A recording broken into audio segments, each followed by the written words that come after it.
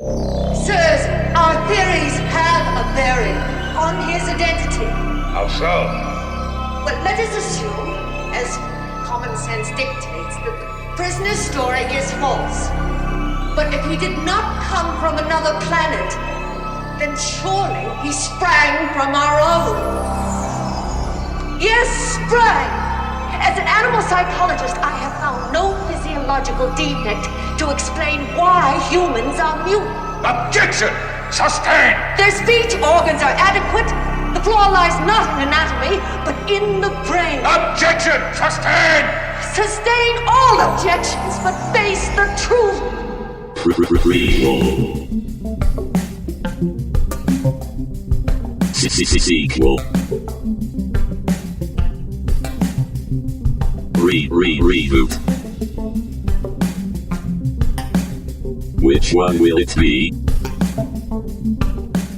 It's the Ruined Childhoods podcast. Greetings, Starfighters. This is Ruined Childhoods. I'm John. That's Dan. On this episode, we're talking about Planet of the Apes. Dan, how the hell are you?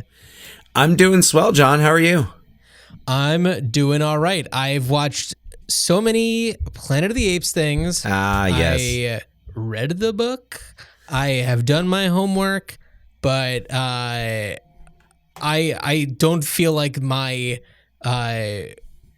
inquiry into the world of Planet of the Apes is going to be finished once we stop recording this episode. Wow. Okay. And I'm excited to hear how the book kind of ties into everything here, because I've never read it and I've now seen all of the films in the franchise.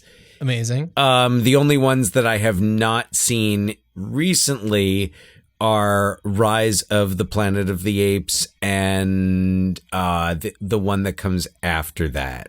Dawn of the Planet of the Apes. Thank you. Dawn. Well, Dan, we'll talk about that all. We'll get to that all real soon. Oh, Dawn from Staten Island? No. Dawn from the Planet of the Apes. Dawn of the Planet of the Apes. Not Dawn of Manhasset. No. You're on a whole tear. You have to get it out of your system. Dan, have you aside from the Planet of the Apes movies seen anything good lately?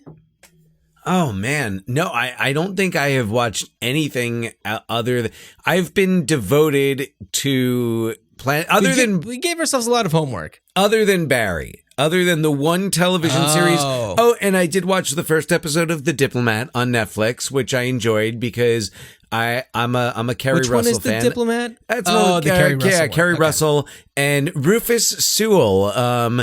Star of Dark City, a movie that I look forward to someday covering. Our next episode will cover a movie from that same year, hint, but that's really not much of a hint at all. But anyway, so Rufus Sewell, Kerry Russell is in it. First episode was good, but otherwise, just kind of, I'm keeping up with Barry, the final season of Barry, and loving every minute of it. The developments, I'm not going to be specific about anything, but just, kind of the steps taken in this last season and the places where we've put the characters.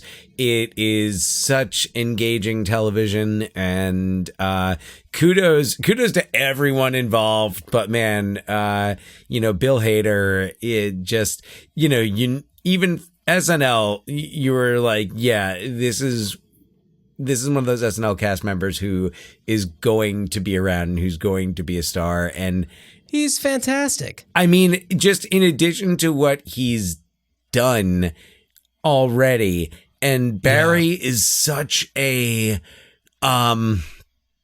it just kind of defies definition, it defies genre.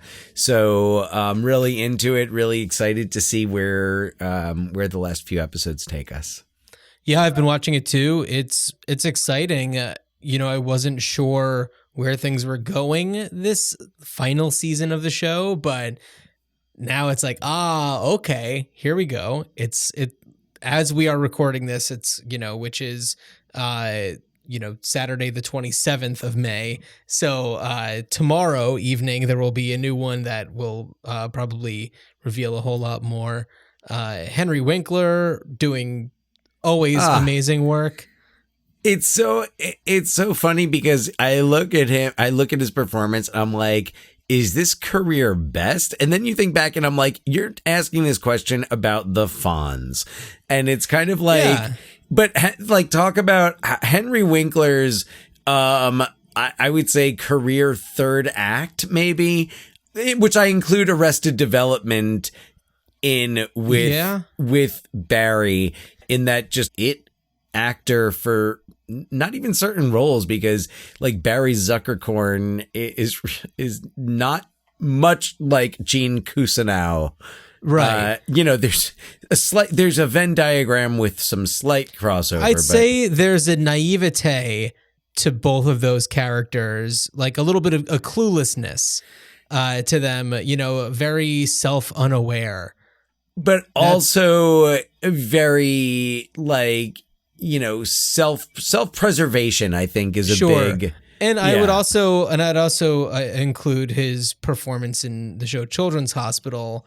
He's so good at being that, that person that's been through it all and has seen it all, but just kind of doesn't click with the real world fully. But I gotta say, like in season 1 of Barry, I did not see his performance and his character going in such a direction where I would really say, in terms of like acting, this could be career best, even though he like was the Fonz, right? But I mean, even which as for a certain Fonz, generation is like, right? I mean, but as the it Fonz, almost excludes that performance.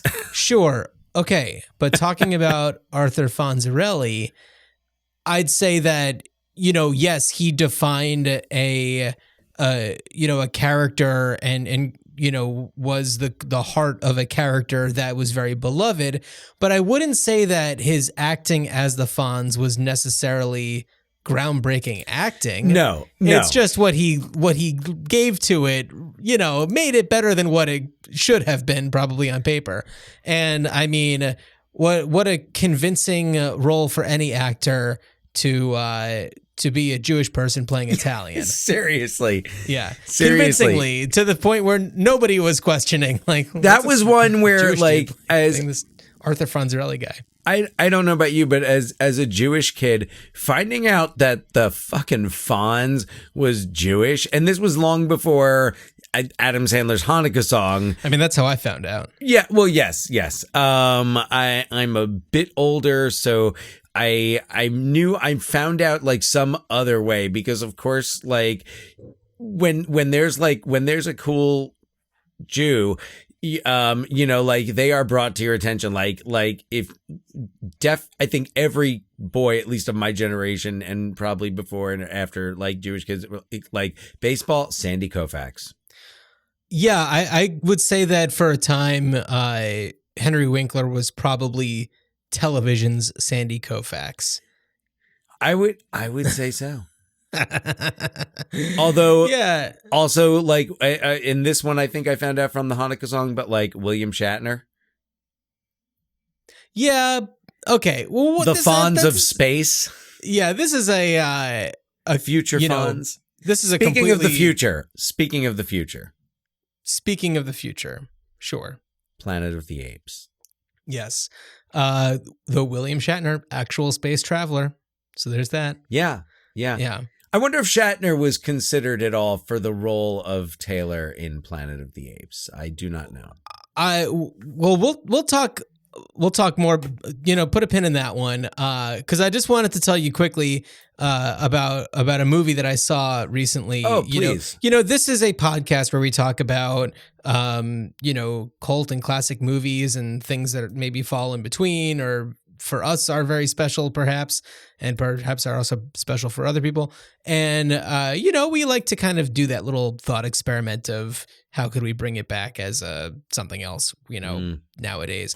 And, as Planet of the Apes is this enormous franchise. I saw the latest installation of another enormous franchise. I saw Fast X, the latest Fast and the Furious. Oh my. film. Oh, do tell. And I saw the first one in the theater, and then I kind of like dipped out of it. And then once like Fast 5 came out and everyone's like, these movies are really good. And then they've continued to just get like more and more bonkers and so much fun. And of course, you know, there's just so much lore behind all of it.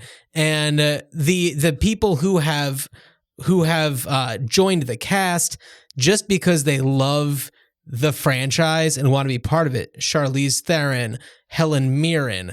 You know, there's people with actual like gravitas who are just like, yeah, that looks like fun. Put me in one of those movies.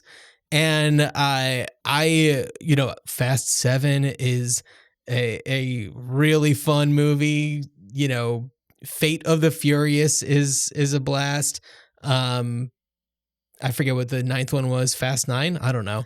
And Fine and Furious. But I have to say, Fast X, they've lost me. May I ask a question? Yes, sir. So I know nothing. They lost me. I did not see Fast 9.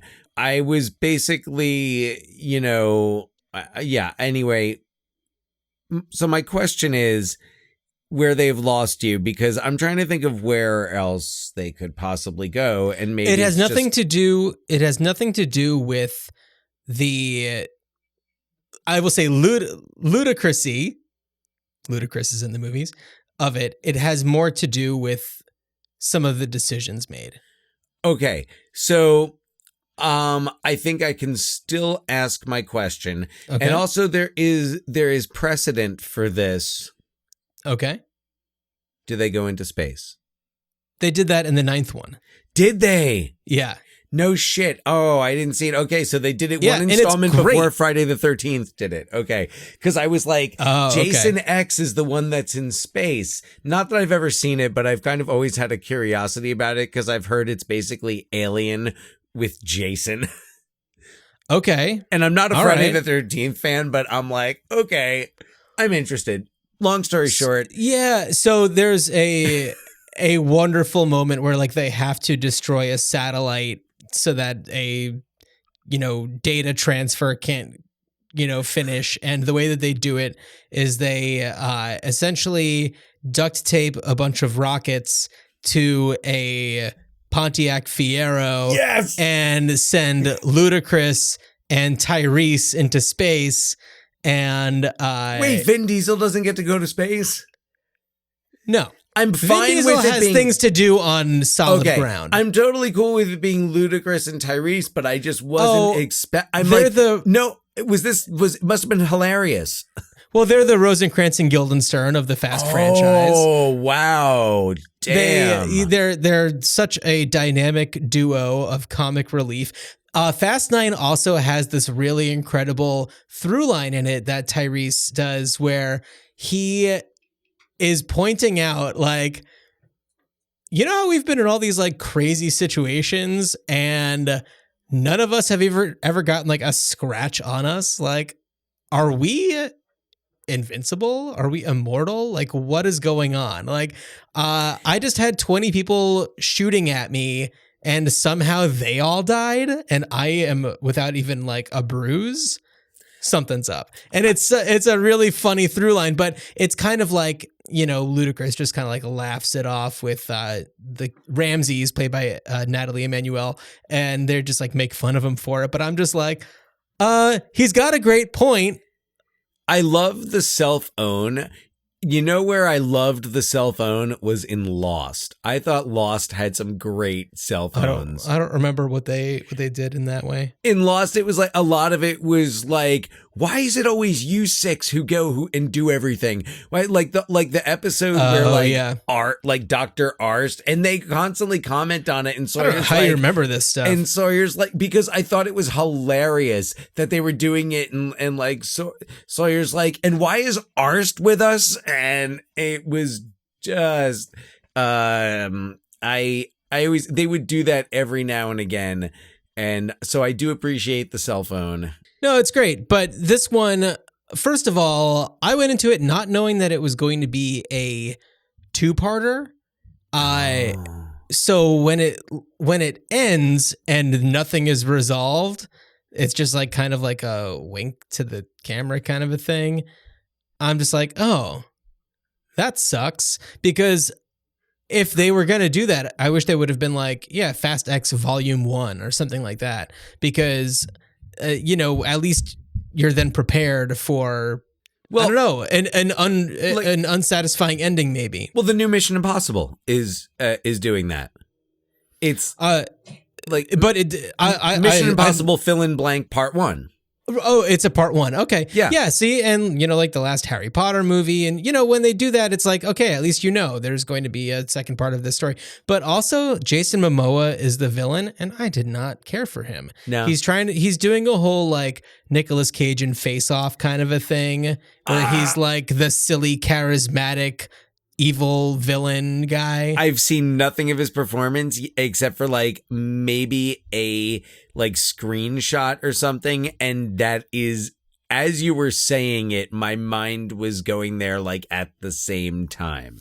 So yeah, okay. It was just and I stuck with them through so much, that family, and I love them for everything that they've done, but so is this this one does not end with a barbecue and Coronas? And no, it family. begins with a barbecue and Coronas. Oh, does it begin with a new barbecue, or the one that did the previous one end with a barbecue and Coronas? The previous one did end with a barbecue and Coronas. This one opens with one with Rita Moreno, who I guess is Vin Diesel's mom, because Vin Diesel's ethnicity is wildly questionable. Well, they don't seem to care how things come across. You're talking about, I assume, Dominic Toretto. Oh, of course. Also Vin Diesel. I mean, I remember that was kind of part of the whole thing. Like,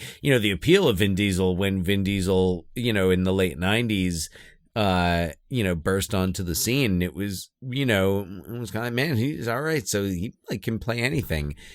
But yeah, the fact that I was like, so yes, John Cena's his brother, but right. So John Cena is his brother. Why am I blanking on the person who plays his sister?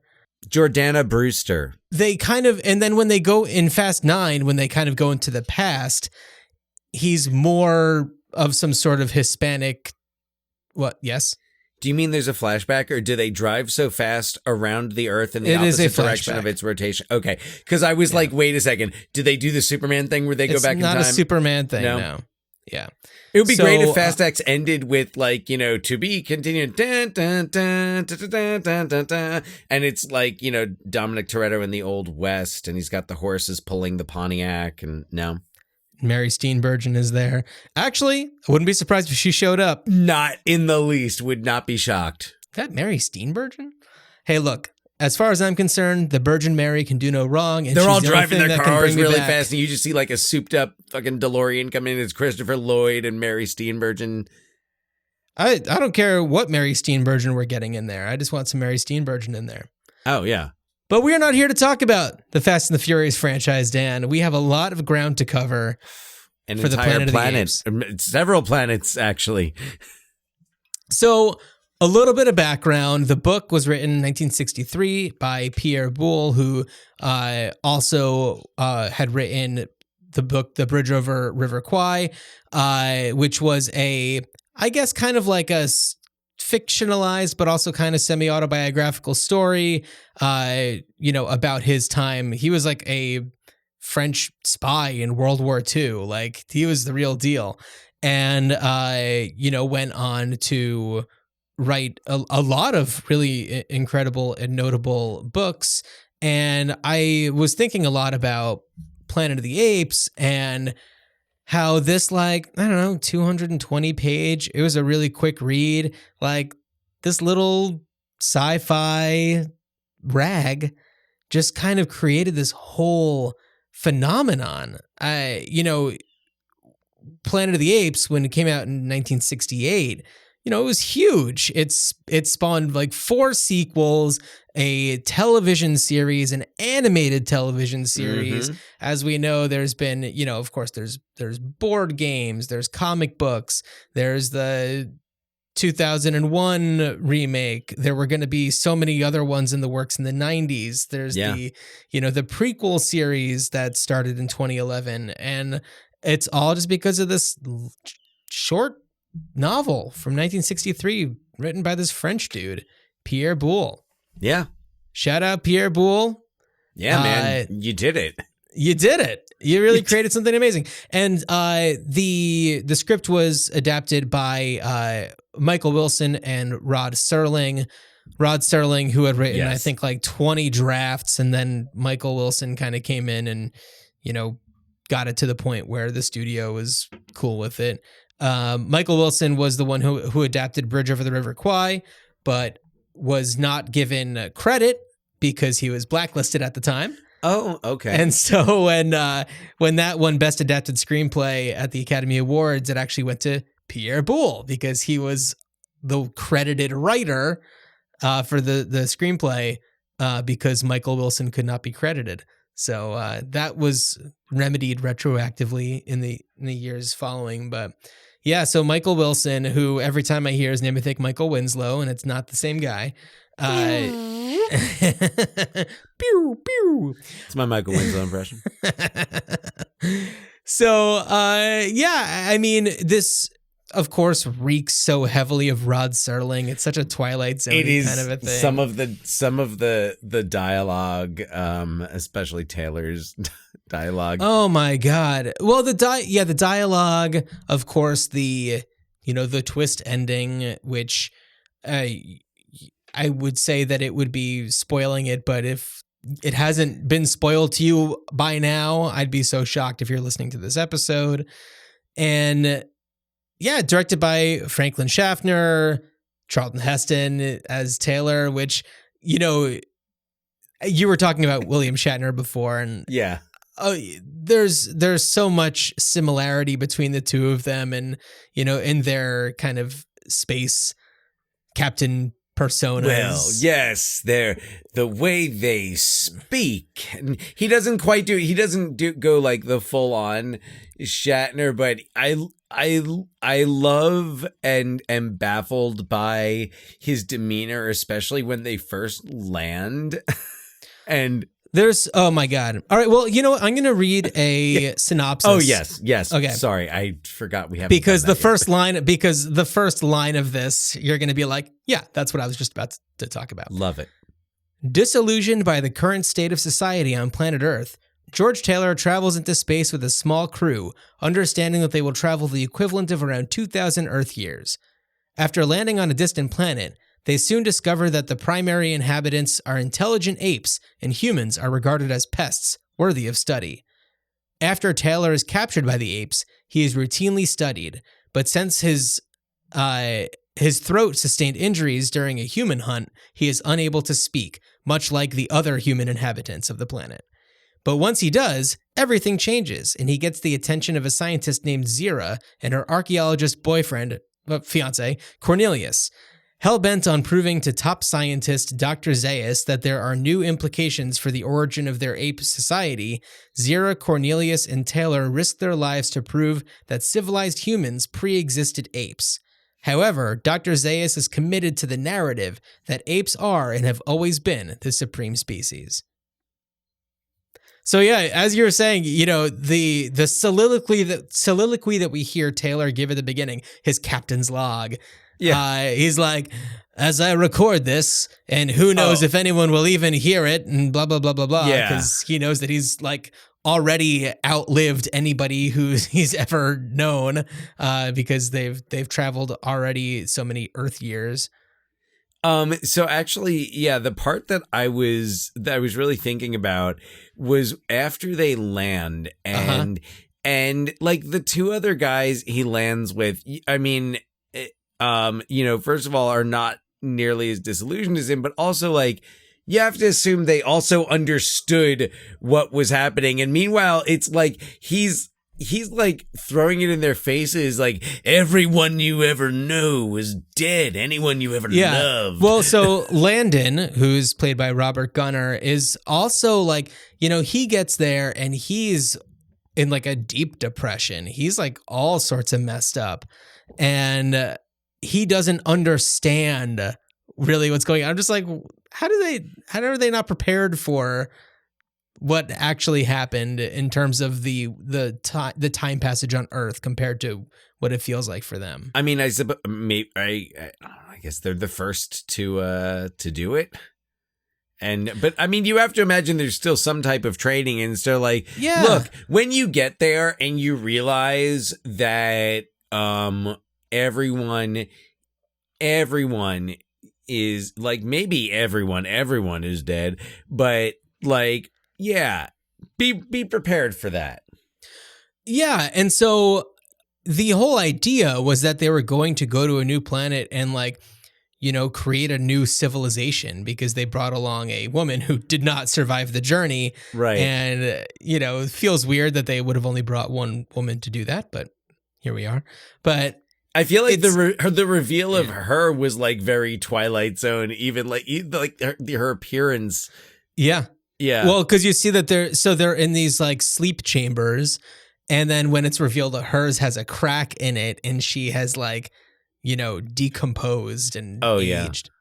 One of the things that I found kind of funny is like, they're in their sleep pods or whatever, and they've all grown like small beards. They've grown maybe like a 1 month beard. Yeah. Yeah. Like what you have right now. Yeah. It's right. Yeah. Maybe a 3 weeker. Yeah, exactly. But like, to me, it's like, shouldn't they have much longer beards and like, maybe their fingernails would have grown too? Like everything about them is exactly the same, except they just have beards. I guess it's just to show like just a little bit of time has passed as far as they're concerned. We're not going to talk about that, just the same way we're not going to talk about like how Nova is so perfectly done with makeup and everything about Nova, who's, a cave person. Right. So Nova is a female human that's on this planet who, much like all the others, she doesn't speak, but she is essentially paired with Taylor in their experiments. And the idea was that Taylor would mate with this person who he has named Nova. So, yeah. But, they become companions, and she goes on to the next film, which we'll talk about soon. But I just want to shout out, Kim Hunter plays Zira, she's great. Yes. We see her a lot in the subsequent films. Uh-huh. Roddy McDowall, who's known for these movies, is Cornelius. These and Fright Night. Like, I couldn't think of anything else off the top of my head that I knew Roddy McDowall from other like these movies and Fright Night. Yeah. And Maurice Evans is Dr. Zaius, who's great. And whenever I hear that name, I of course think of The Simpsons, Planet of the Apes, the musical, where they do the Rock Me Amadeus parody with Dr. Zaius, Dr. Zaius. Well, it's so funny. And Troy McClure is such like, of course they're going to do a Charlton Heston thing with him, and knowing that perfect. Dana Gould, who, comedian, writer, was a writer on The Simpsons, obsessed with Planet of the Apes. So of course he got that passed through. Oh, he must have had that ready to go. And Dana Gould currently does like a YouTube talk show, Hanging with Dr. Z, where he's Dr. Zaius doing like a talk show. Oh, yes. Yeah. I did. And so I haven't seen it, but he's got the Dr. Zaius mask and all that kind of stuff. And I watched a little bit of it. It's, it's fine. Yeah. It's kind of strange. Hey, happy for Dana Gould to be able to express his love for Planet of the Apes in as many ways possible. Oh, absolutely. Yeah. Yeah. So, okay, go on. Oh no, and I was just gonna say that Nova is played by Linda Harrison. So, as I'm shouting out the actress in this, so so she's fun, and there's not much more to say about this movie, it's beyond famous. The ending, the twist ending, the reveal that it has been Earth all along, and Charlton Heston's like, damn it, damn you to hell, Damn like, you blew over it there. up. You've done it. Yeah, so what he's saying is that, the humans have, they blew themselves up. They screwed it up. They destroyed it. And yeah. And I guess watching it and kind of thinking about like, okay, so considering, and I'm like, because you're thinking about like, all right, how many years has it been? And it's what, 2,000 years later? So, and thinking about like, okay, this is coming out in 1968. And then, so it was like, okay, so basically did humanity kind of like restart in terms of evolution, except not in terms of evolution, because that adds another like million years? I think that the, I guess, the non-confirmation of any of that information is what makes the 3, I guess you could call them prequels, give you some of those answers or try to kind of explain away some of these things. Well, and in thinking about those, I feel like they're, whereas they are prequels, I also feel like they're reboots. It's a reboot prequel, essentially. It's not trying to say like the 1968 Planet of the Apes is going to pick up what this story is doing exactly. Not exactly, but more on that later. Yes. But I was thinking about it and thinking about, okay, I feel like this is a reimagining, also because of the timeline. Yeah. Well, we'll talk about that soon. We'll talk about this soon. We'll talk about that soon. We'll get to these. All so, right. but you were asking a little bit earlier about the difference between the book and the movie, and I'll just kind of give a little bit of just the difference between the two. In the book, nice. It's a much more civilized society. There are cars, there are airplanes, there's traveling from several places to another. The movie takes place just in this one little village, and then there's this forbidden zone, and nobody goes out beyond there. And Dr. Zaius also in the movie, who is the keeper of the faith and like the head of science for their society, in the movie, like, he knows that there were civilized humans that pre-existed apes, but is trying to like kind of cover that up. Whereas in the book, once, and it's Ulysses. I forget the name of the character. It's not Taylor, but the human essentially. Ulysses the would be Taylor. Much more symbolic. Well, but it's also like, there's a whole lot of Frenchness to it as well. So the that character, once he speaks, and the apes speak a different language. It's not English or French for that matter. So he learns their language. Zira learns French. And so they're able to kind of communicate in one way. And Dr. Zaius is less of a presence in it until really the end. And it's not the same twist ending. He actually is on a different planet.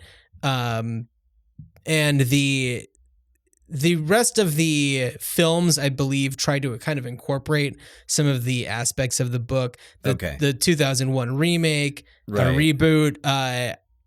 It's like the ending of that one is more similar to the ending of this one, where he travels back to Earth, but it's apes who have become the civilized society. So it's like he has been away long enough that it's happened. And that's it's a the cyclical 2001 nature. Yeah, although that one is kind of a little bit more obscure in the sense of like, is it the same Earth? Has there been some sort of like, black hole or, something where time space gets warped and Well, I think the idea is that the general, Tim Roth, Fade? in the 2001 version, actually goes through and like travels back in time, but like goes earlier, or is it, kind of, I don't know, does like an old Biff thing. I don't know. Yeah, right. And, basically does a Biff thing and goes back, and that's why when Mark Wahlberg gets back onto Earth and he's in front of what he thinks is the Lincoln Memorial, and it's General Thane. That's I wasn't sure if that actually was him or if it was just. It says his name. Oh, it says his name. Okay, Yeah. I missed that part then. Yeah. I think that I was just like, all right, is it over yet? Oh, okay. Yeah, so this was your first time. Should we move on to that? Because that one's kind of it's not really I think all the other ones are connected, and that one's kind of like, it's the never say never again of the franchise. Yeah, sure. All right, let's talk about that one. I have my notes all in chronological order. I mean, I feel like it's the elephant in the room is the Tim Burton. Okay, before we talk about that though, I do want to talk about how there were attempts at resurrecting this series, I think starting in the 80s, really. Okay.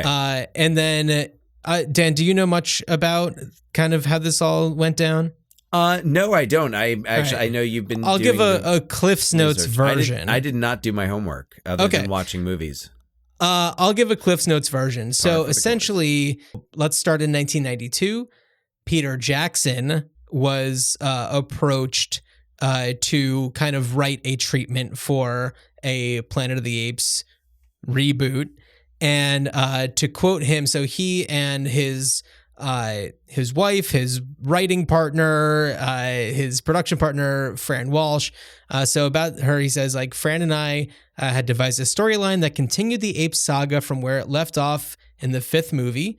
We imagined their world being in the midst of an artistic renaissance, which made the ape government very nervous. It was a time of amazing art, and we wanted Roddy McDowell to play an elderly chimpanzee that we based a little on Leonardo da Vinci. The plot involved the humans rising in revolt in a half-human, half-ape central character that was sheltered by the liberal apes, but hunted down by gorillas.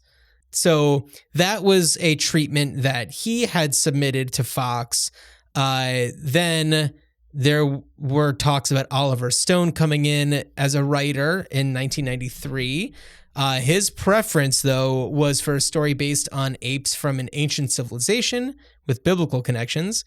And I'm going to quote him from December 93. It has the discovery of cryogenically frozen vertic apes who hold the secret numeric codes to the Bible that foretold the end of civilizations. It deals with past versus the future. My concept is that there's a code inscribed in the Bible that predicts all historical events. The apes were there at the beginning and figured it all out. Philip Noyce, who directed Patriot Games, Clear and Present Danger, was going to come in to direct. And by the way, the star of this, for pretty much most of all of this, was going to be Arnold Schwarzenegger. Dan, you have a question. So the star of Oliver Stone's, my question was about Oliver Stone's. So it's all kind of a continuation. So it's starting. I heard with Peter Cameron was going to do one with. So no, James Cameron was going to come in as a producer for this project. Okay. So he wasn't in talks to direct, just to produce. So wait, and I think that the thought was that if they get James Cameron, their chances of getting Arnold Schwarzenegger would be stronger. Yes, facts.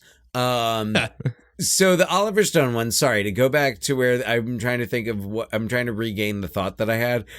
So the Oliver Stone one, so Secret Society, oh yes, so they were there at the beginning. So does it connect to 2001? Does it connect to the movie 2001? The monolith, yeah. I'm like, oh right, yeah, because the remake was in 2001. Yeah. No, but I'm like, it kind of sounds like the monolith in 2001 with all the apes. Oliver Stone. Perhaps Oliver Stone, had forgotten that he had seen 2001 and maybe accidentally lifted some of that. I don't. You know what? I'm a fan of early 90s Oliver Stone. So So Dan, moving on. Yes. To around, 94, 95. That's when Chris Columbus was approached, and it was actually tied to direct with the writer Sam Hamm. And of Batman. Yeah. And so in this one, and all this information is kind of coming from the Planet of the Apes wiki. So for more information, check it out. So for this one, an ape astronaut from another planet crash lands in New York Harbor, launching a virus that will make human beings extinct. Dr. Susan Landis, who works for the Centers for Disease Control and Prevention, Alexander Troy, an Area 51 scientist, and a team of pilots and scientists use the Ape spacecraft to return to the virus's planet of origin, hoping to find an antidote. They find an urban ape civilization led by Lord Zaius, where armed apes with heavy weapons hunt speechless humans. Dodge, a Jamaican astronaut, suffers the same fate as the original's Landon, while male astronaut Stewart, and Landon, by the way, gets like lobotomized in the first movie. In the original, yeah. Yes. While male astronaut Stewart, which was the female astronaut in the first one, didn't survive the trip. Landis and Troy discover the antidote and return to Earth, only to find in their 74-year absence that the apes have taken over the planet. And so I think that one was trying to use more of the original source material to go with that.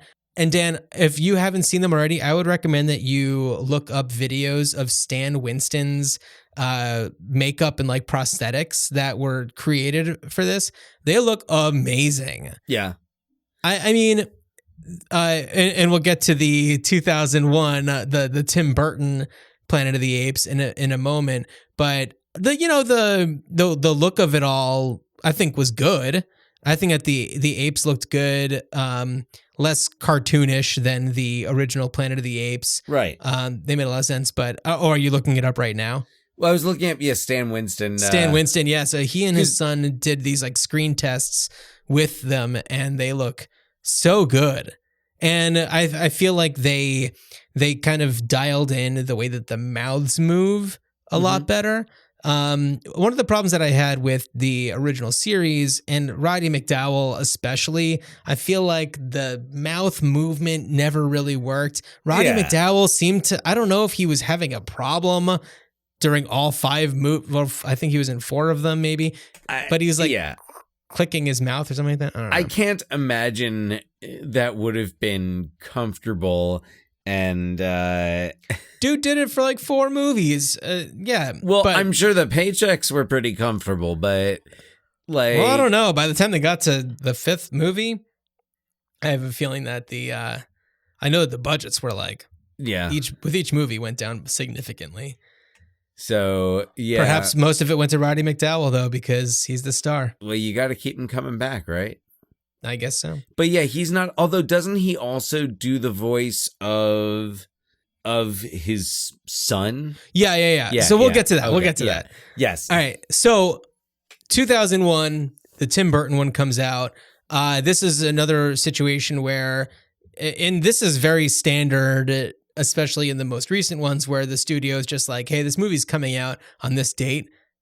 Make a movie. It just has to come out then. Yeah. So in this one, starring Mark Wahlberg, the plot is as follows. Astronaut Leo Davidson becomes marooned on a mysterious planet where humans are treated as slaves and apes reign as the dominant species. Captured by a brutal ape regime, Leo finds himself embroiled in a complex web of politics, power struggles, and deep-seated animosity between apes and humans.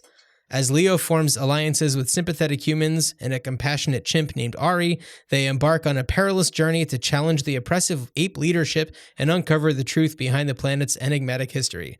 Along the way, they encounter ruthless ape General Thade, who is determined to maintain the status quo and eliminate any threats to ape supremacy.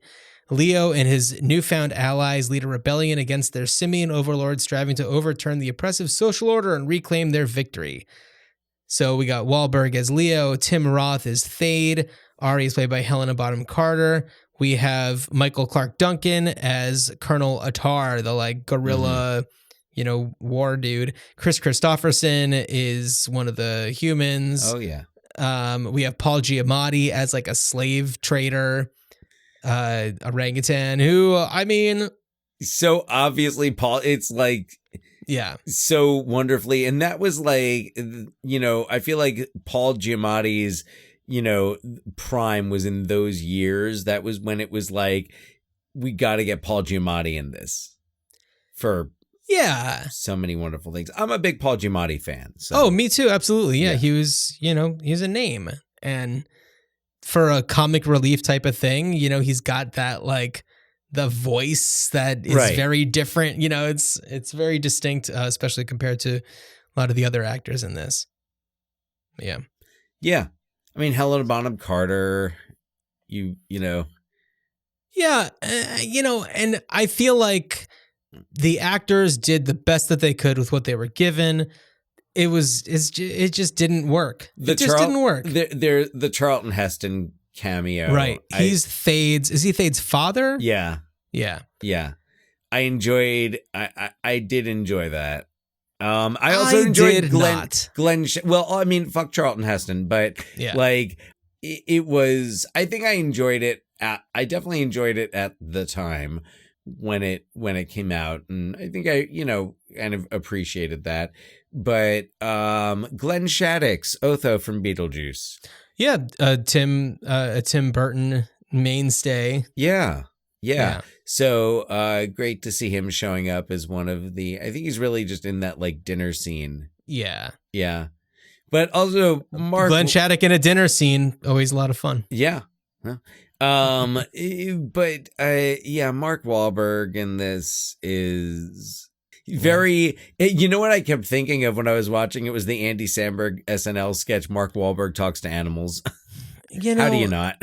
Mark Wahlberg was fine. I understand why he was cast in this.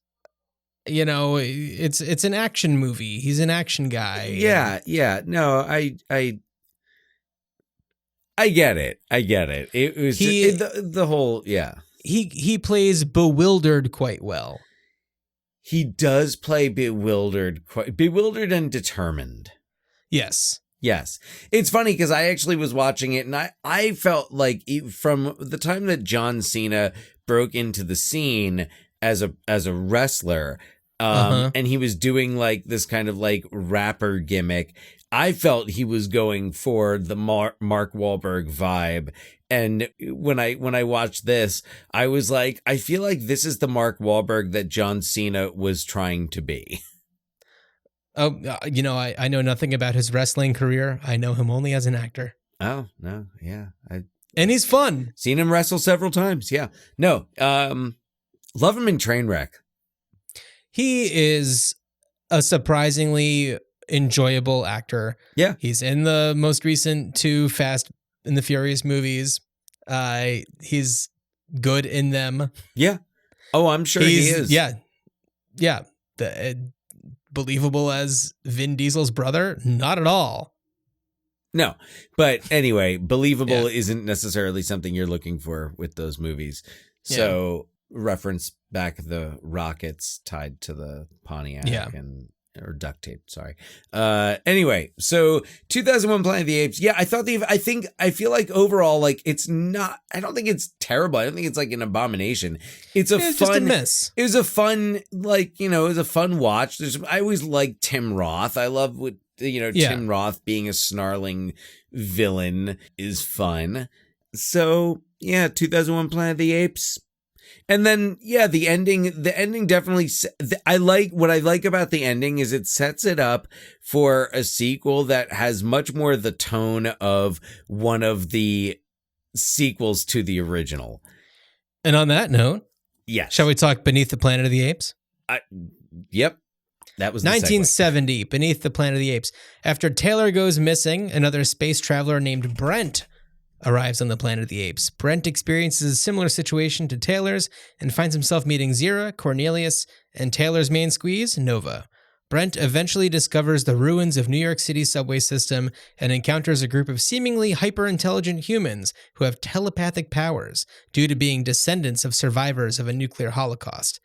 Though they claim to be peaceful, they have ill intentions and worship a found nuclear bomb that's powerful enough to destroy the entire planet. All hell breaks loose during a fight between the telepaths, Taylor, Brent, and Dr. Zaius. Brent is shot dead, and Taylor is wounded, falling onto the detonation button that causes the bomb to destroy the entire planet. So James Franciscus plays Brent, who is I don't know, a Charlton Heston analog. They just kind of put him in the Xerox, and out came James Franciscus. It's kind of like a Jason Patrick in Speed 2 type thing. Yeah. It's kind of like if you squint, they just kind of look like the same person.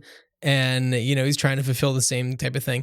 I thought that Beneath was kind of fun. I like the whole telepath thing. That whole aspect of it was interesting.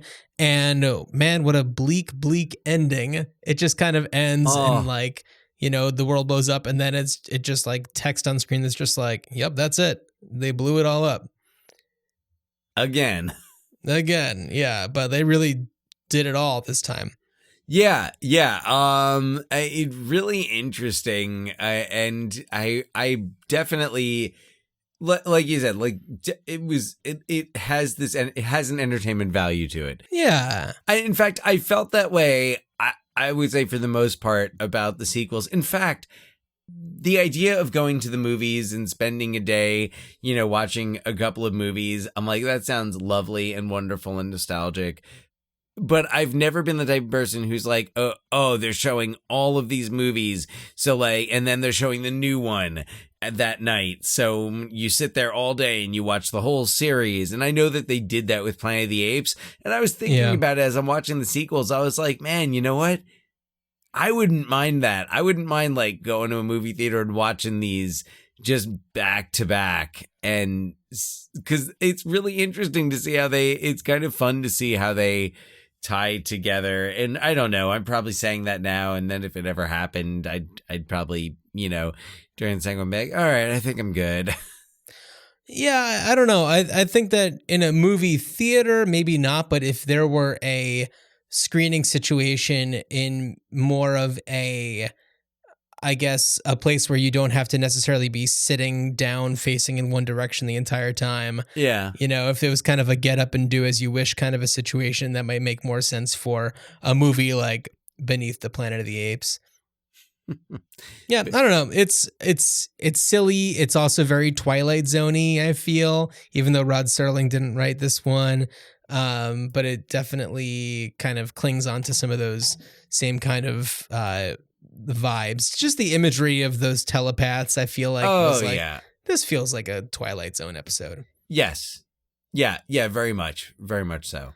Yeah. And then the following year we get Escape from the Planet of the Apes, which is the Star Trek IV: The Voyage Home of the franchise. Okay. All right. I have a lot of things to say about this one, but first, a synopsis. In a desperate bid to survive the nuclear blast, and dangerous, Zira and Cornelius manage to escape their war-torn planet by traveling back in time to present-day Earth. Like the nuclear blast made it possible. As they adapt to their new environment, the apes are thrust into the spotlight, becoming both celebrated and feared.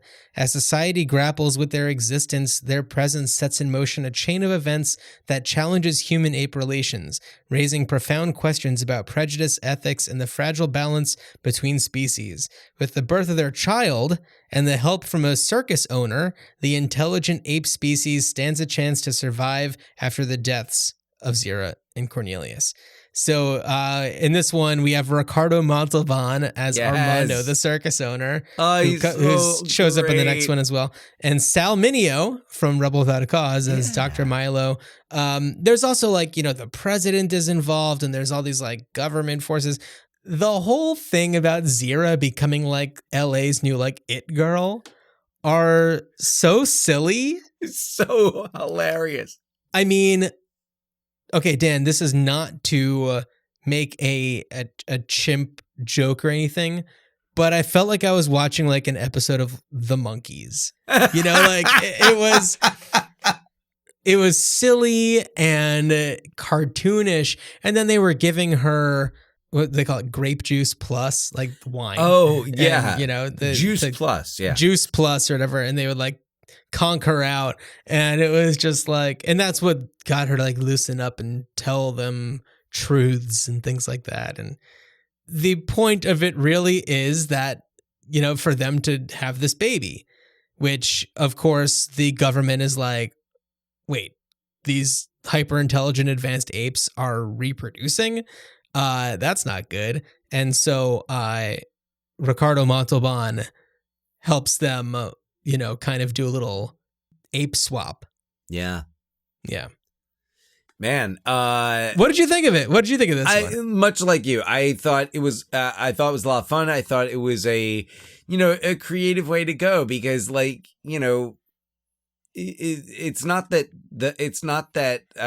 Beneath the Planet of the Apes was a carbon copy of the first one, but the first half was almost like one. Yeah. But I mean, also, like, they kind of left you really with nowhere else to go. So I thought this made sense. So and the if whole it's going to be done in any way, that's the way to do it. Right. And the whole idea of, like, oh, this is how they trigger, and this is why I question. Now that I'm thinking about, because I haven't seen Rise in a while, but I'm thinking about Rise, and I'm like, wait a second, could it connect? But that's why I feel like Rise is more of a reboot. Yeah. No, you're 100% right. Yeah, I'm like, is it? No, it's not. Well, okay. This is kind of the way that I'm feeling about it. So, in the original series, we have the way that it begins, of course, with Taylor and his crew, and there already is this pre-existing ape civilization on, as we find out, Earth. And then as that story continues on, it then goes back in time and is creating, apes on Earth.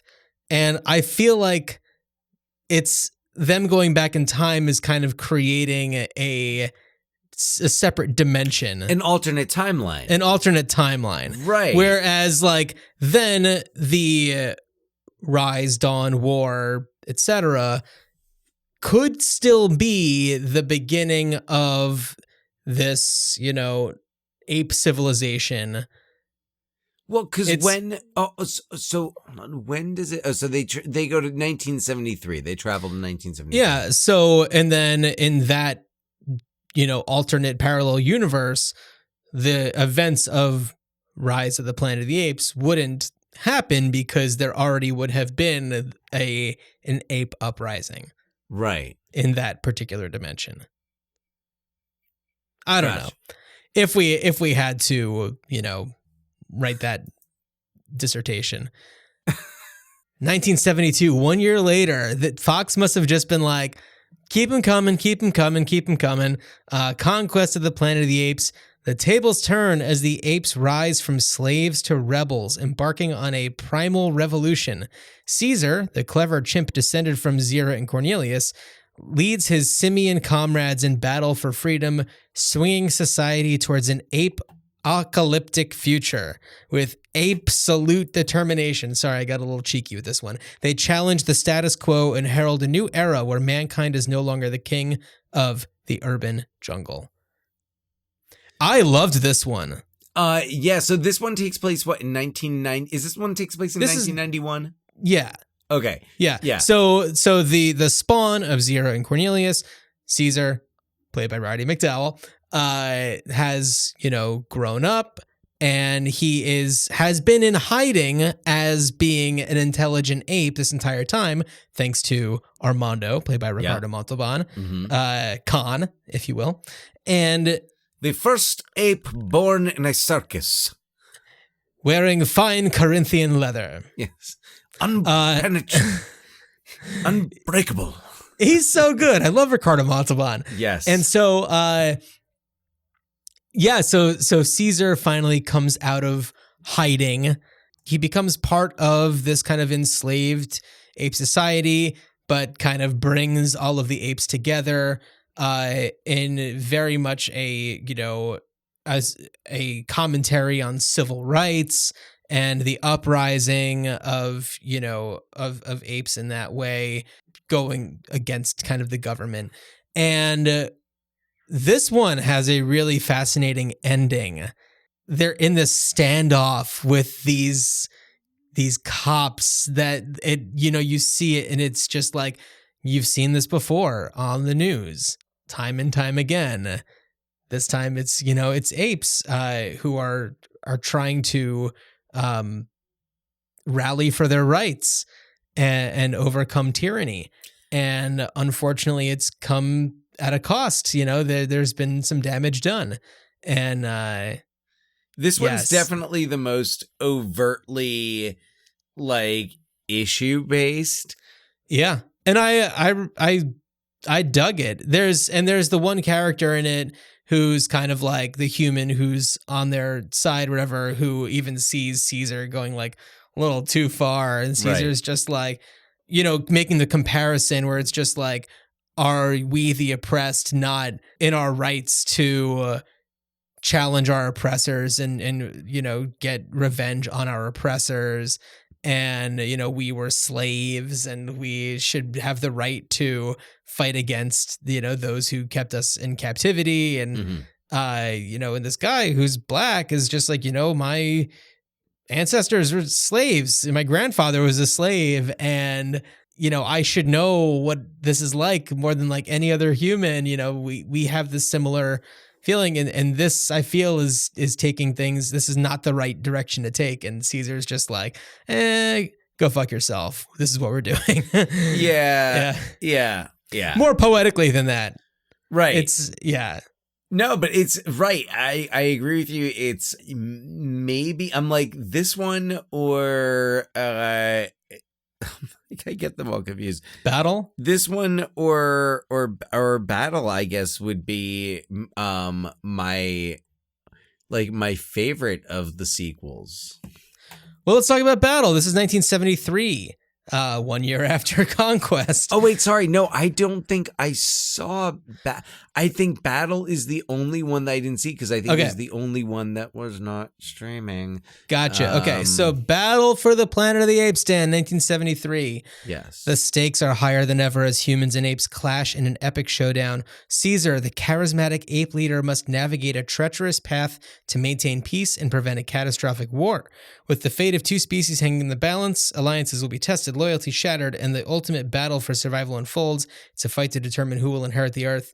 Will it be a harmonious coexistence or a world dominated by primal instincts? And so this one, it takes place more in like a ape society where Caesar is working with other apes to educate the apes, teach them how to write, teach them how to speak properly. He's teaching them how to, to kind of be their own civilization. And there are some humans who maybe are there not so like willingly. Well, that's kind of like, I don't know. There's some sort of alliance, but it's not like 100%. Tenuous. And it's tenuous for sure. And there's the main credo that they have is ape shall not kill ape. And there's a lot that I love about this movie, especially because it includes a few actors who we haven't seen before. I'd like to shout out Claude Akins, who plays Aldo, who's like the chief gorilla, the main opposer of Caesar's more or less pacifist beliefs. Claude Akins, who, when I was watching Murder, She Wrote the other week, and a dude comes on screen, and I was like, oh my God, that's Aldo from Battle for the Planet of the Apes, except for I've only ever seen him as a gorilla, but I can tell in his eyes that's the same guy, and I looked it up. Sure enough, it is. So he's like a regular on Murder, She Wrote, and plays a different kind of character for sure.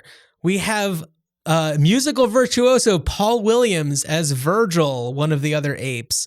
Dan, you're familiar with Paul Williams? Oh, yeah, absolutely. Fan of the Paradise. Fan of the Paradise, writer of, The Rainbow Connection. Right. It's just completely brilliant songwriter and actor. We also have John Huston, acting veteran as the lawgiver. And we have I believe a non-speaking early performance from a well-known filmmaker, John Landis. I saw his name in the opening credits, and I was like, could it be the same John Wow. Landis? Sure enough, it's John Landis, Wow. who did a little bit of acting before he really became a known filmmaker. So, that one really takes place within a secluded ape society that's kind of outside of a city, and it's more of a battle between Caesar and Aldo. So this kind of sounds like the This is like Dawn of the Planet of the Apes. Yeah. I forgot the name again. Well, it's confusing. Also, I feel like Dawn should be the first one, and then Rise should be the second one. Right. Just the names make more sense. I mean, well, I guess it's, this franchise is an early riser, so up before dawn. Okay, there we go. There we got that out of your system. Okay, absolutely. Yeah. So you didn't see this one. No. I mean, I think that's okay. There's a lot to get through. Yeah. The year after this, we get the Planet of the Apes live action TV series. The year after that is the Return to the Planet of the Apes animated series, which you can watch. It's all on YouTube. Yeah. I got a little bit into the first episode. I was like, all right, I don't need to keep watching this. But, it's all still got the look of the Planet of the Apes series. What happens on the animated series?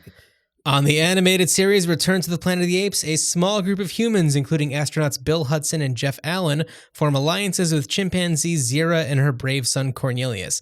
Together, they navigate the treacherous ape city and uncover dark secrets about the origins of their civilization.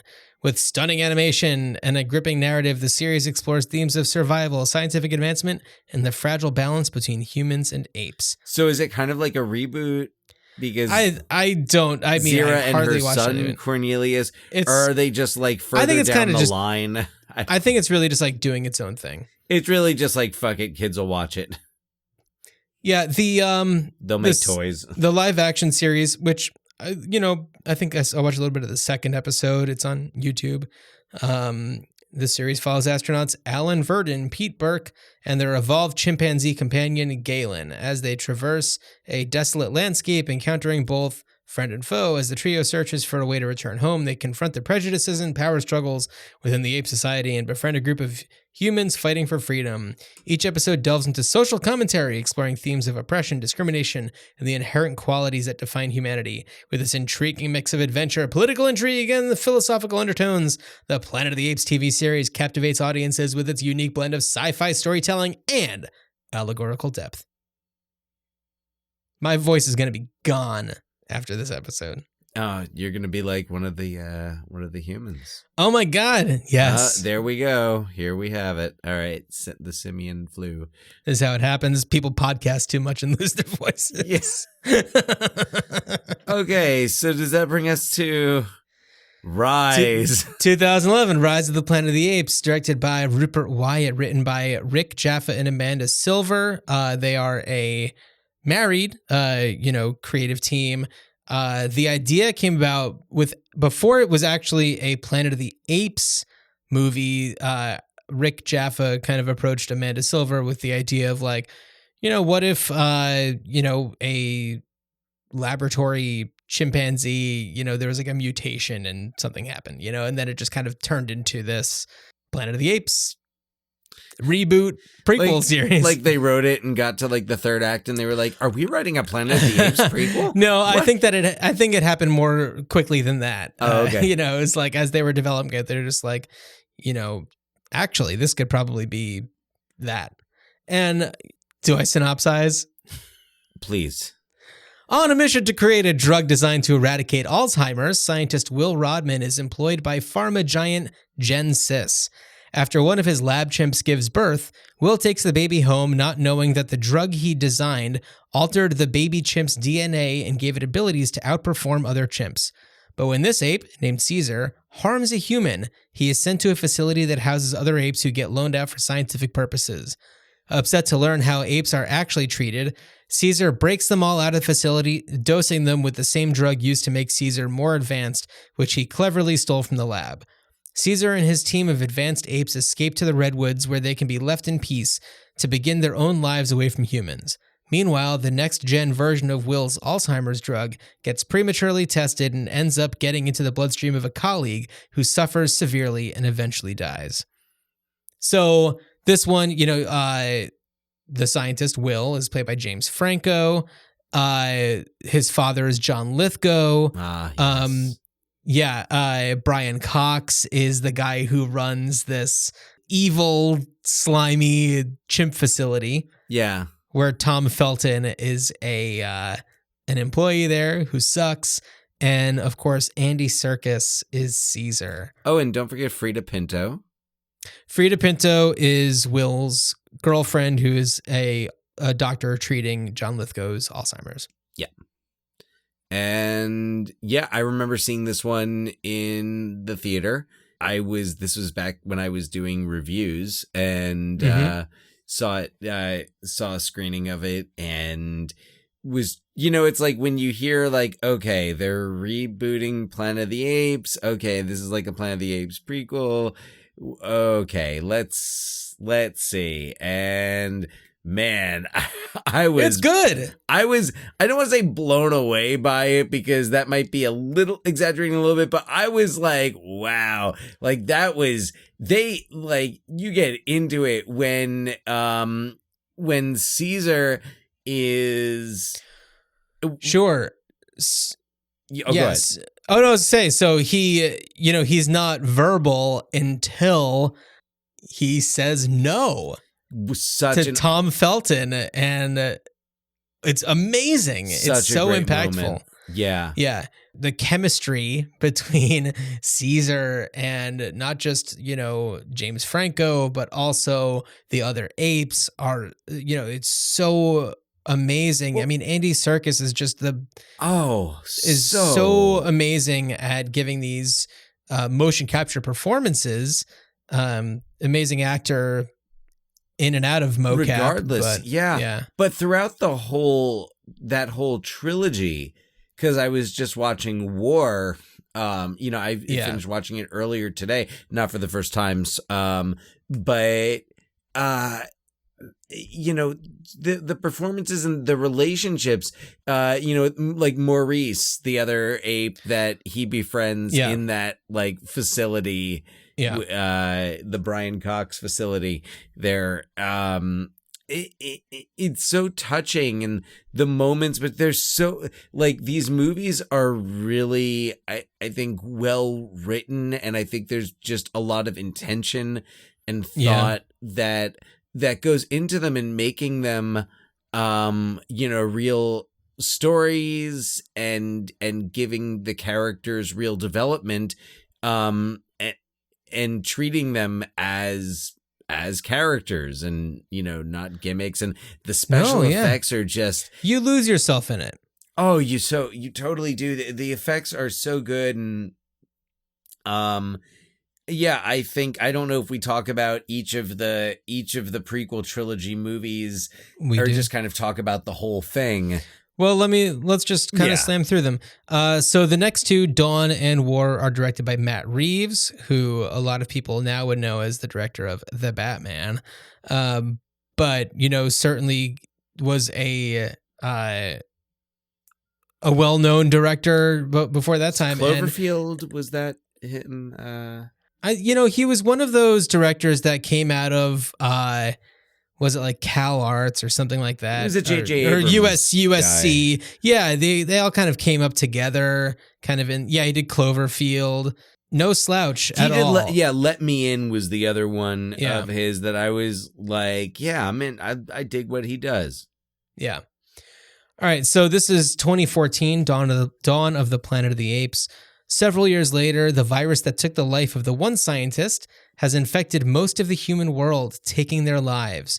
By this time, Caesar and his civilization of apes have begun to thrive in the redwoods, and education has increased in their society. They have one credo, that apes do not kill apes. But when a few humans venture into ape territory and an ape gets shot, former lab chimp Koba is not pleased with Caesar's lax reaction, forbidding to retaliate against the humans with force. The humans, who are trying to activate a power source in ape territory, form an alliance with Caesar, promising to leave them alone once they can activate San Francisco's power. Koba, meanwhile, forms a rebellion after an assassination attempt against Caesar, claiming it was by the hands of humans. There's an all-out war resulting in a fight to the death between Caesar and Koba. So Toby Kebbell plays Koba, who's incredible. Another just amazing actor who's, the way that he comes through in this CGI character is really, really stunning. Yeah. Judy Greer plays Cornelia, who's Caesar's wife. We have, Karen Konoval is Maurice, the orangutan, who's just absolutely stunning. But also there's some really incredible human actors. I mean, they're all human actors, but human cast. So Jason Clarke is Malcolm, who kind of leads this charge. There's the aforementioned Kerry Russell, Ellie. Gary Oldman is Dreyfus, who's a former police officer who's really like leading the charge of the humans to kind of retaliate against the apes. That's standard. Gary Oldman. Man, how many franchises is Gary Oldman in? Dude, that dude works. I mean, deservedly so.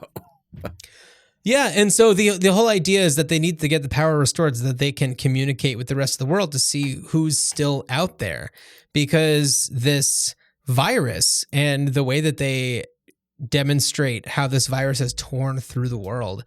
This was made came out in 2014, but as we've seen from COVID, it's a lot of the same type of things that we saw where it's like urging people to stay indoors. And I imagine they just weren't able to develop a vaccine because it just kind of tore through the human population. Yeah. And, this takes place in San Francisco, but they don't know like what else is out there. And it raised a lot of questions of just like, what is the world like outside of this story?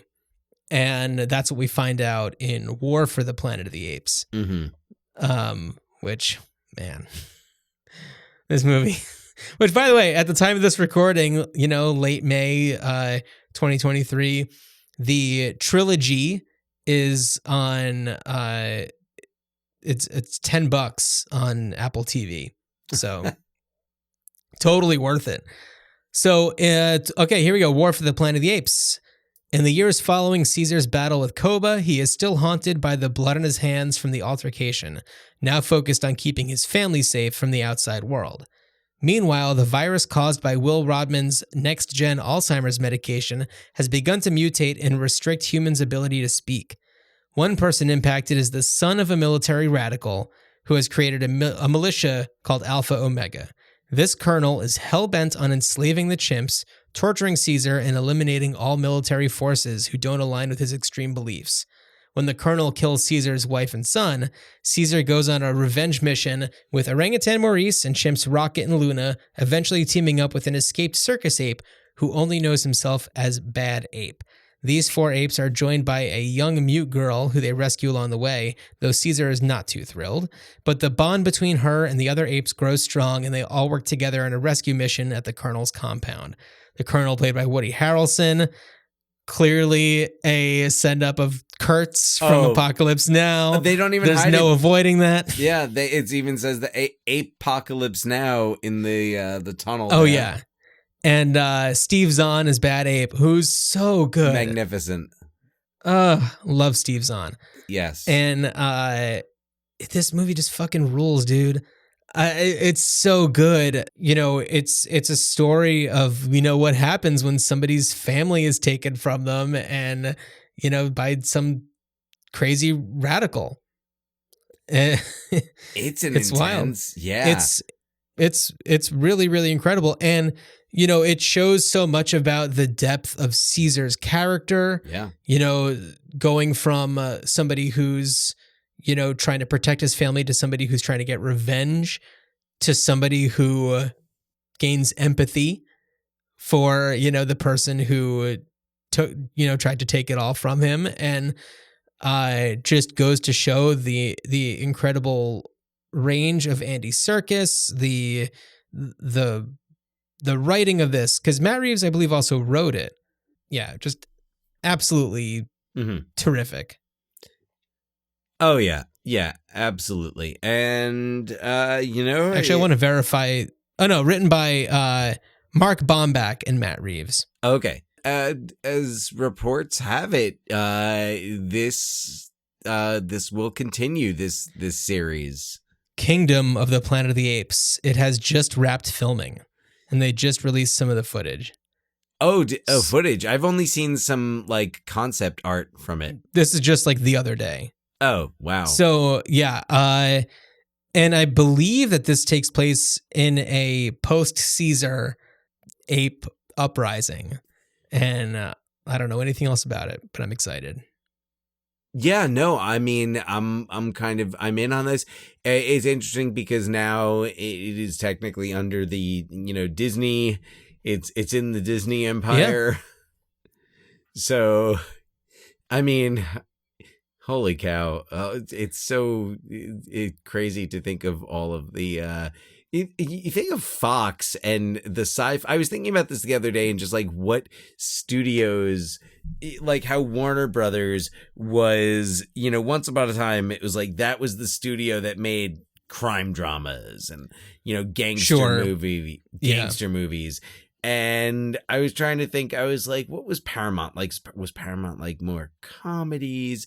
And then I think of Fox and I think of the sci-fi franchises that come through Fox, Aliens. Like what else? Okay. Aliens, Planet of the Apes. I mean, I guess as a Star Wars.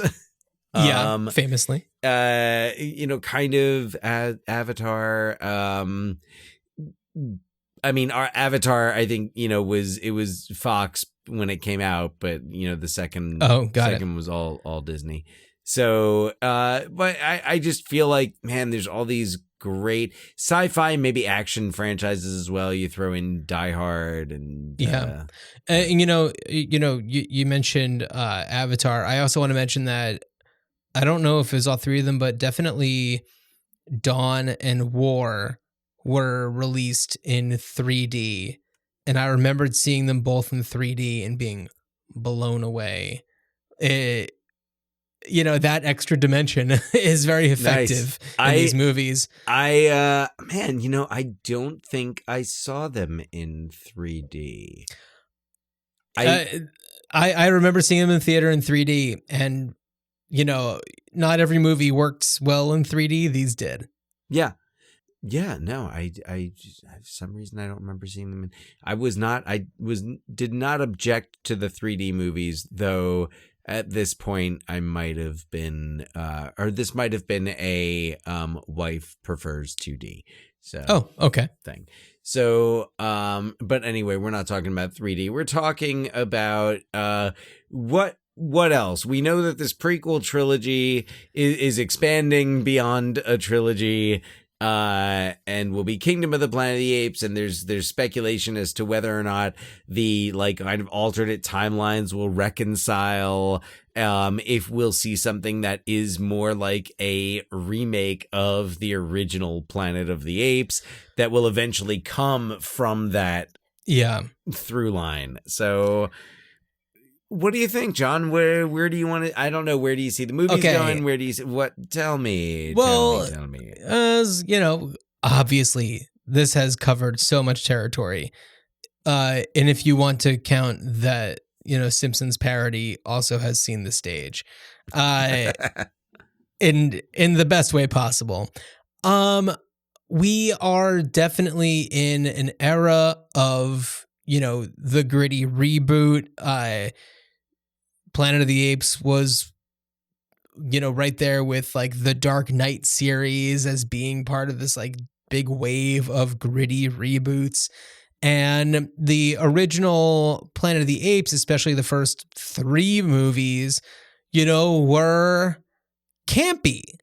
They had an element of fun to them. They were a little bit brighter. You compared it to the Monkeys earlier. Escape from the Planet of the Apes, especially. Yeah.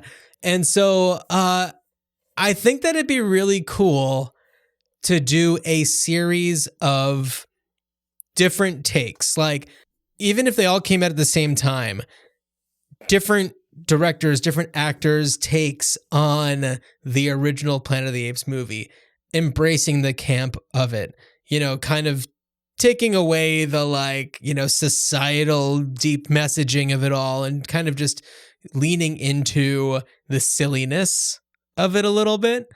And perhaps this is just like maybe it's a series. Maybe it's a series where each episode is really just different creators' takes on the original. And I think that it'd be really fun also to take casts of different, you know, popular television shows and put them into their own Planet of the Apes.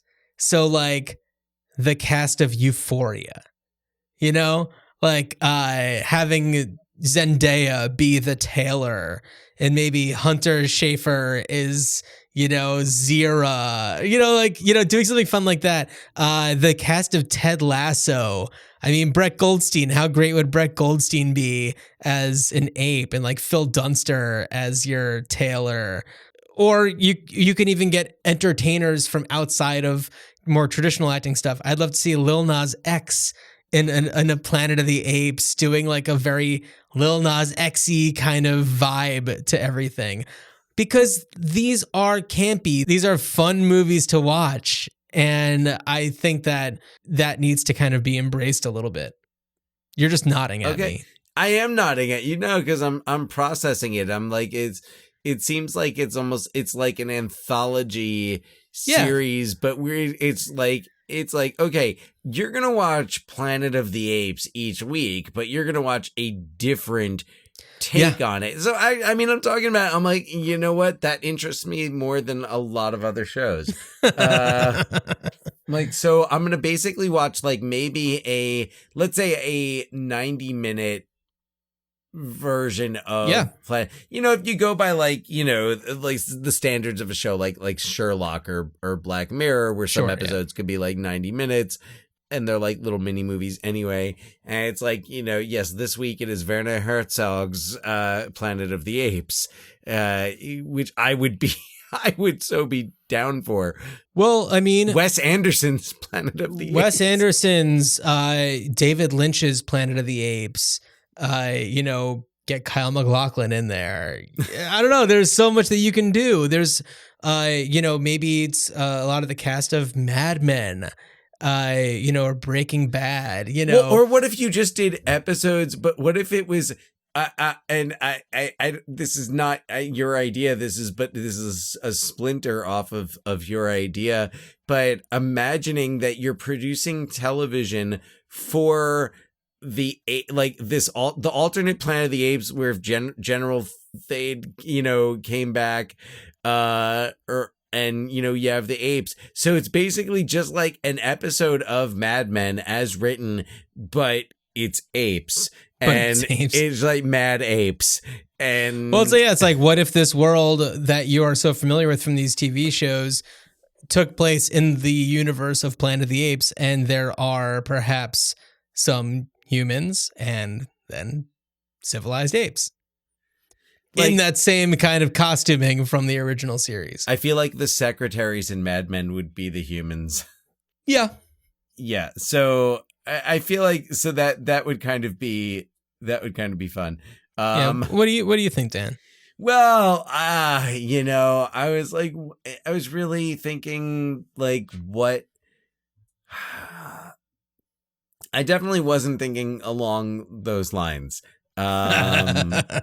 So kudos. But I was kind of thinking about like, you know, where could you maybe see some more creative spins on it? Would anime be you know, a format for Planet of the Apes, or, you know, just graphic novels in general, which, I mean, I know there's comic books and stuff like that, you know, trying to think of it as a series because it had been done as a series before. And I was thinking, I was like, well, you know, that sounds like an HBO thing. Right. Or I guess it wouldn't be, it would be Disney Plus. So I would rather see it as the HBO. I think I would rather see it as the HBO series than a Disney Plus series, because I don't think it would be as like distinct. And I think it would just be like built on as an appendage to whatever new movies they're creating. So I'm imagining kind of a like, you know, The Last of Us tone. Yeah. But your idea is I like that. That's a lot of, I mean, it's kind of, you know, we're just speculating anyway, and these are just fun ideas. So the idea of, I mean, it's kind of like taking those movies and saying like, you know, okay, you know, Muppet version of this, who's the only human? Oh yeah.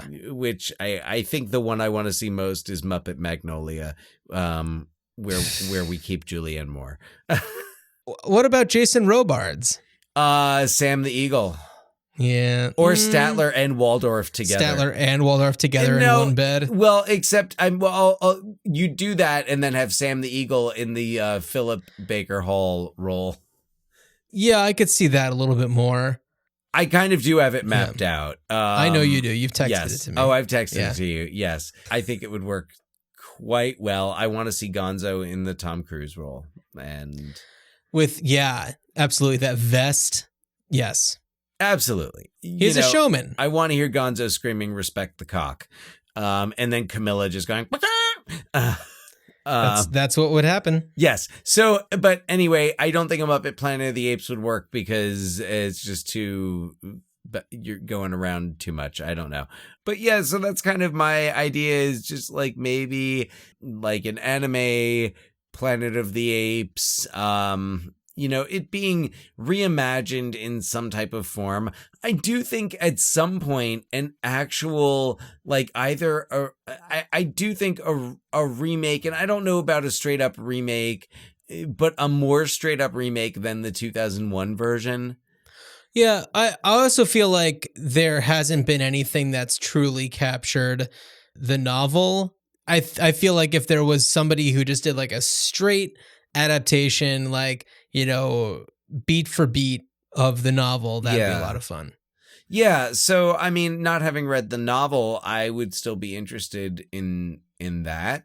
Yeah, which by the way, the novel is also bookended by two travelers who are essentially on a space sailboat ship, Jin and Phyllis.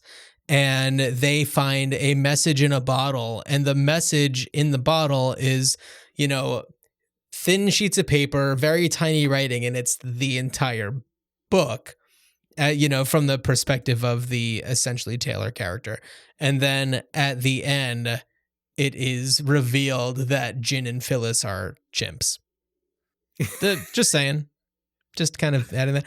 It's a great read. I just got it from the library. It's fun. And it's awesome. And I just love reading it, knowing like this is what caused such mania for this. Like this created an entire you know, phenomenon. And before we go, I don't know if it came up earlier, but just got to shout out, and this was my first exposure, and I didn't get the reference at the time. I just thought it was funny. But the Spaceballs Planet of the Apes reference. Spaceballs did it. Oh, shit. There goes the planet. There goes the planet. Yeah. Just thought it was hilarious. But then when I saw Planet of the Apes, it was like, oh my God, that's fantastic. Yeah. And here's for me what it's all about. This is such a great series. I watched the first 1968 Planet of the Apes again today, just because I had watched that one, then all of the other ones, and I was like, now I want to kind of go back to that one. And Charlton Heston is so goddamn ridiculous, and I can't imagine anybody else doing it. But I just look at him, I'm just like, oh my God, you are such a cartoon. Terrible, but kind of perfect. Well, no, yes, I love the performance, but because it is such a performance, and it's so much about like his greased up chest and his. Oh yeah, but I really love what they did about his kind of like scorn for human civilization as it was in 1960s Because he hates hippies. America. Well, yeah, he comments to is it Lucian, who's like Zira's nephew, Cornelius's nephew, because he's shaving at the end. And they're just like, why are you removing your your fur or whatever they say? And he's like, where I come from, only people who wear beards are kids your age, pointing to like Lucian or whatever. And Julius. Julius. That's right. That's what it is. And so also about Julius, what I'm wondering is, are you familiar with Paul Frank? The like clothing brand. Yes. But there's the monkey character, and that monkey's name is Julius. Oh, and yeah. I wonder if that's supposed to be a nod to Planet of the Apes. I mean, that would make sense. It would make sense. Also, the I do really like how the newer series, pays homage in a lot of ways to the original, naming the orangutan Maurice after Maurice Evans, and in War for the Planet of the Apes, there's the little girl who is mute, and one of the little trinkets that Bad Ape has that he kind of gives to her is from a Chevy Nova. And Maurice names her Nova. Yeah. And they actually used Charlton Heston's audio to make it say Nova. Right. Nova. Yes. Yeah. Yes. I mean, they treated it so that it sounds like it's coming more from an orangutan, but I love it. I thought that all those things were really fun, really clever. I just really appreciate the thought that's being put into this newer series. I mean, it's not really new anymore. And I have a lot of respect for just everybody who's working to kind of bring this back. And I feel bad for Tim Burton that, his project came together in the way that it did. I feel like if he had more time, for a lot of people, this is kind of the beginning of the end of Tim Burton. Prior to this, he was really on such a hot streak. And then after this, it was just, remakes or adaptations. And and anything else was kind of like Big Eyes or something that didn't really shine through. Well, or I was like, he had Big Fish that came. What year was Big Fish? That was like right around this. Was Big Fish like 2003? Big Fish was around then, and I think like Sweeney Todd was not long after. Yeah, but did people really like? I don't know if people really like that stuff. I mean, I feel like the Tim Burton purists were. I mean, sorry, I'm getting a lot of dog barking stuff over here. Yeah, look, I mean, and it's second dinner time for these dogs. But look, so Tim Burton, the Tim Burton classics were. We're definitely pre-Planet of the Apes. I don't know that I would include Sleepy Hollow in that. It's kind of borderline for me, but Mars Attacks, Batman Ed Returns, Wood, Edward Scissorhands. of course. I mean, Ed Wood is is Pee-wee's Big Adventure. Pee-wee's Big Adventure, which, by the way, the score for Planet of the Apes 1968 reminded me a lot of like Danny Elfman's like earlier scoring works. There a lot of like the piano, like the low, like do do do do do do do do do do do. A lot of that it sounded a lot as I was watching it this time around. The most recent time, I was like, this feels a lot like some of those earlier Danny Elfman scores.